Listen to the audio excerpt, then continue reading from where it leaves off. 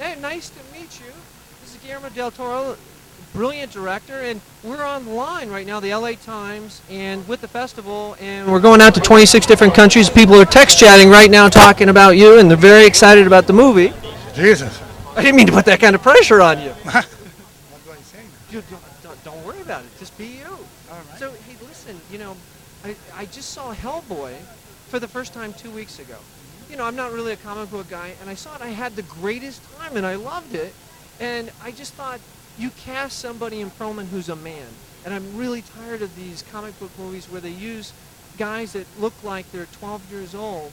And I applaud you for taking a guy who sounds like a man, acts like a man, and it makes it believable and fun. What was your thought process when you were casting? I think that Ron is part of a generation or a type of actor that is being lost. I always refer to him as the Lee Marvin of my generation. Lee Marvin, Charlie Bronson, Steve McQueen, these sort of rugged, two-fisted, blue-collar guys, ultimately, that take no crap from anyone. And I cast him like that, be it on Blade or on the Hellboys, because I love him and I love that type of character. And Hellboy's problems are, funny enough, the problems of a very innocent character. Hellboy is incredibly powerful.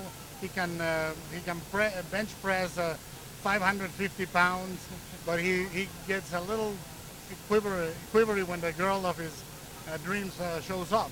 He's really a very beautiful, burly beast, and Ron has those two characteristics. He can be incredibly powerful, but very fragile.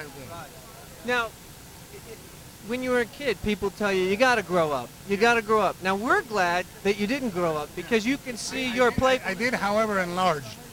I never grew up. We all do that, Guillermo. I grew out. We all grow out. Don't bring that up. Look, take a close up. This is why you wear black. It makes you very slimming. The low one doesn't. Yeah. That's why we shoot from here up. From here up, you're 170 pounds. Nobody knows. I don't look like Michael Moore. You know what that is? It says success. You're eating well. A lot of toast at the award shows. A lot of Big Macs. Hey, no, you can eat better. You can afford to eat better than that now. Come on now. We'll see next weekend. Yeah. Now, The Hobbit. You're getting ready to do The Hobbit, and all the fanboys are going nuts for that. The Hobbit says, because it's two. Yeah. Oh, okay. All right. Now, what's the preparation like? Where are you at on it? Well, I've been blessed in the belief that I found a brother, because meeting Peter a few years ago was like meeting somebody that I was separated from at birth. We are both collectors, obsessive fans. We love the same movies. We have similar sensibilities in many areas. And just like meeting Mike Mignola or Ron or Guillermo Navarro, you find a kinship there that is really extraordinary. And that's the extent of what has happened so far. We have had a few takeout meals in New Zealand. We're clients of a place called Hurry in a Curry. No, Curry in a Hurry. But, I love the guy. We're talking about the two movies and what our ideas are, and we are pretty much in sync. Now, listen, you're a kid. Where did you grow up? What city did you grow up in? In Mexico, in Guadalajara, yeah. All right, so you grew up in Guadalajara. Yeah. I think about me, and what I'm doing now, I would have never envisioned as an adult that I would. So what's it like for you as a kid growing up? At any time did you say, you know what, I'm going to be in Hollywood, and I'm going to be making these types of movies, and people are going to want to be in my movie? I really wanted to commit unlawful acts. Me too. I wanted to be a bank robber. Really, and now you are in Hellboy, and they're paying you very well to do it. You can break in, you can do whatever you want in the movie. Yeah, I can actually think about that. Think about payment. We're still deferring our salary on this.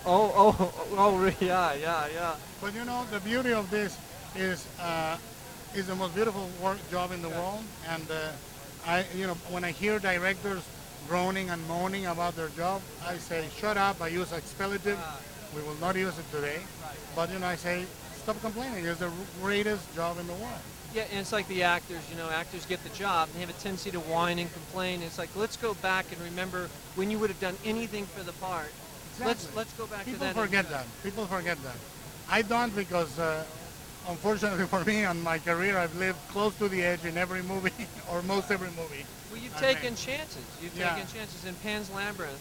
I mean, Devil's Backbone, the first Hellboy, the second Hellboy. I mean, they've been all ventures. The only movie where I haven't deferred my salary, the only one, is Devil's Backbone. All the others, Blades and Hellboys, I defer. but you believe in yourself and what you're doing, and you think the audience. I do. I must say I don't get the money back very often, but I do get the satisfaction of making the movies I want. Well, that's awesome, man. And you're a hell of a talent, and I'm very excited that the Spanish directors, Mexican directors, all the directors around the world, it seems like they're flocking here now, and they're really getting What do opportunities. you say? Oh. Flocking? No. Flocking, coming here. All right. Because you guys are telling stories, and I think here's a comic book story, but it's a great story. And why do you think that here, a lot of the American directors I see, it's more about the effects, and you've been able to incorporate the great characters with the effects, which creates a great story, and the effects then impact the story. Because the drive for me in creating monsters is not in creating the monster per se, just for it to be in existence. It's to give birth to characters.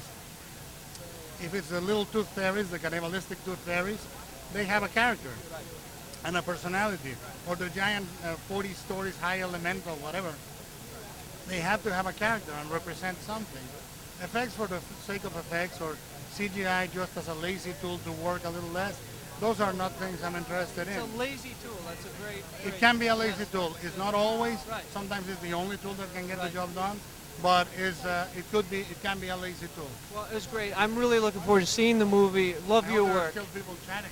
Oh, they're chatting about you. They're talking about you right now. So really appreciate you stopping by. No, they're talking about you and your movies. All right. Thank you. Bye-bye. All right.